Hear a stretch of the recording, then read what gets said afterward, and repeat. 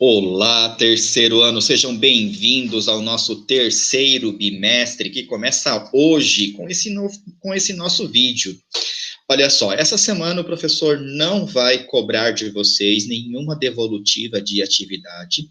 Isso significa que nessa semana vocês não vão precisar entregar nada para o professor, tá? A única coisa que eu vou pedir é que vocês anotem os tópicos dessa nossa aula no caderno, para que vocês tenham registro, para que vocês tenham essas anotações para ser usadas na nossa avaliação. Nós ainda não terminamos o conteúdo do segundo bimestre. Isso é uma coisa muito normal de acontecer.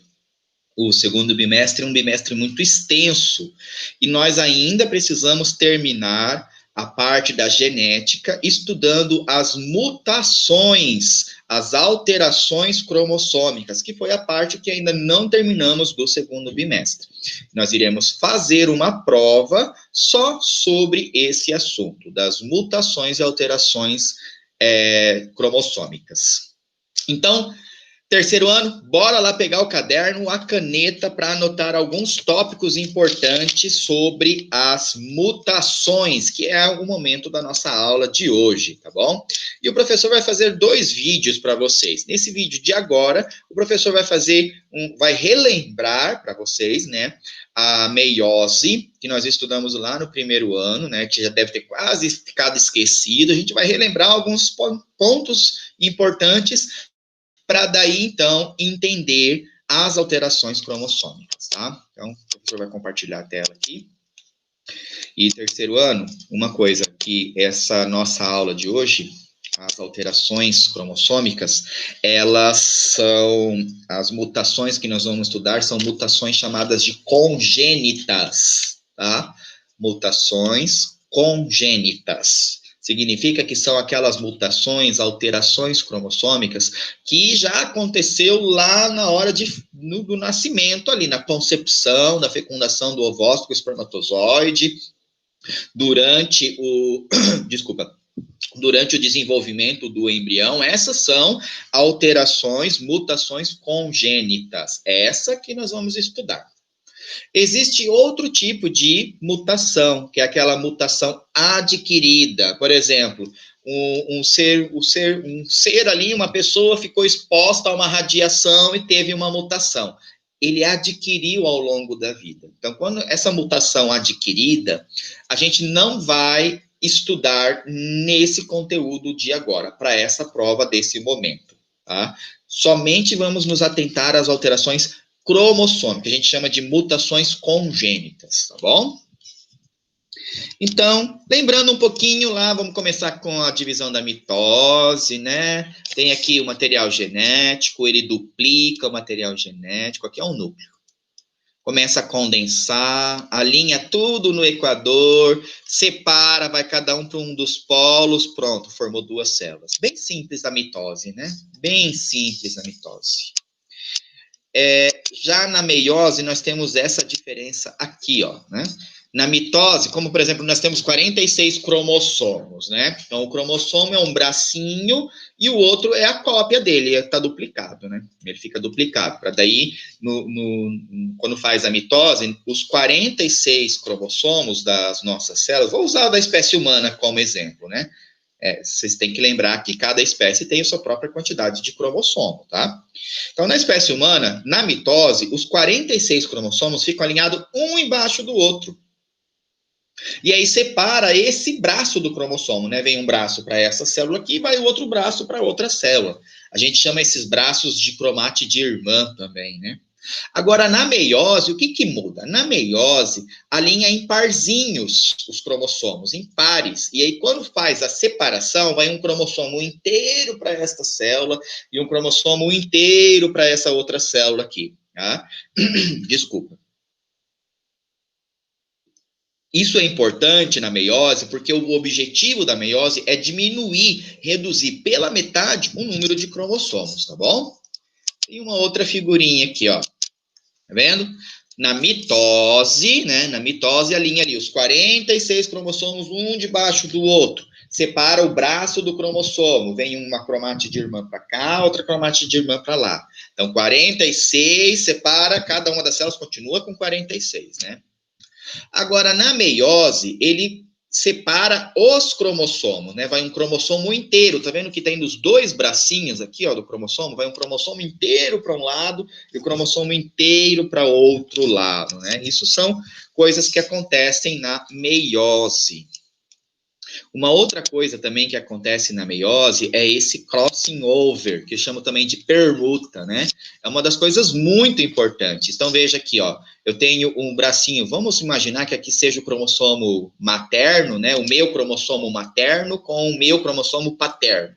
O cromossomo que eu recebi da minha mãe e o cromossomo que eu recebi do meu pai. E aí, isso daqui vai acontecer na hora de formar o meu espermatozoide.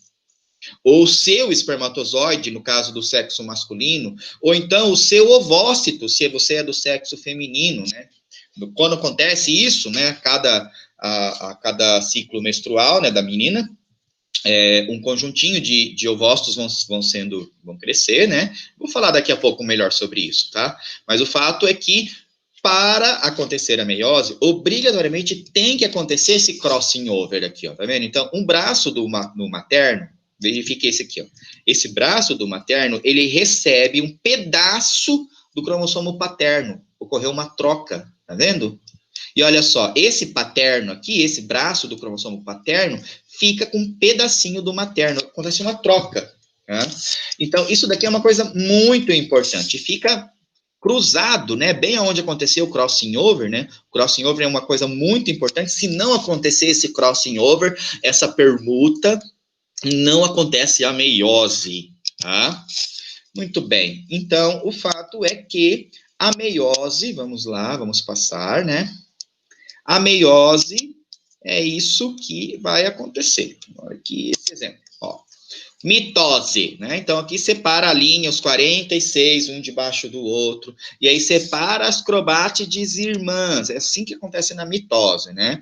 Vai 46 braços para esse lado, 46 braços para esse outro lado aqui. Agora, na meiose da primeira divisão da meiose, vai separar os cromossomos. E tá vendo que tem aqui o cromossomo paterno com pedacinhos do materno? Tá vendo que isso acontece devido ao crossing over, ou então permuta, que é a mesma coisa, tá? Você sabe que na biologia é assim um monte de nome para falar a mesma coisa, né? Então, no caso da meiose, ela reduz pela metade o número de cromossomos. Veja, aqui na mitose vai 46 braços para cá, 46 braços para lá. Aqui na meiose vai só 23, ele separa o cromossomo primeiro, né? Vai 23 cromossomos para cá e 23 cromossomos para cá, ou seja, diminuiu pela metade. O objetivo da meiose é esse, reduzir pela metade, tá bom? Vamos ver. E aí, pessoal, como tá indo, né? Voltando lá na nossa imagem. Como tá indo o cromossomo inteiro, né? Depois que fez, vamos passar aqui, ó. Depois que fez lá a citocinese, separou, dividiu no meio, formou duas novas células, tá vendo? Essas duas novas células aqui, ó, tá bem aqui. O cromossomo ainda tá duplicado, então ele entra numa nova divisão, por isso que tem duas divisões, uma seguida da outra. Só que são duas divisões muito diferentes, tá? Porque a primeira divisão da meiose não é uma mitose, tá bom? Aqui eu tenho duas células, tá? Só que o cromossomo está duplicado, não foi separado as cromátides irmãs. Vamos voltar lá, olha só. Tá vendo? Nesse momento, né? Na mitose, separou as cromátides irmãs, foi o braço. Na meiose, vai o cromossomo inteiro. Então, ele tem que fazer, depois que faz isso daqui, ele separa a célula, divide em duas, e aí ele entra numa nova divisão para separar os braços do cromossomo, tá? Então, uma vez ele tem aqui está mostrando dois cromossomos, né? O exemplo. Duplicou, fez o crossing over, alinhou no equador, separou os dois cromossomos, cada célula tem aqui um cromossomo, diminuiu pela metade, só que o cromossomo está duplicado, entra uma nova divisão para separar os braços do cromossomo, total formam 4 célulazinhas, tá? E 4, cada uma delas, uma diferente da outra. Estão vendo aqui, né? Essa daqui está toda vermelha, essa está vermelha com um pedacinho do cinza. Então, é muito diferente, né? Uma célula da outra. Faz mudanças. Isso é muito bom, né? Para as nossas... Se a gente for pensar na questão... na questão evolutiva, na questão de um deles dar certo, né? Isso acaba sendo muito bom para a biologia, tá bom? E na hora de formar os gametas? Então, vamos aplicar um pouquinho sobre isso, né?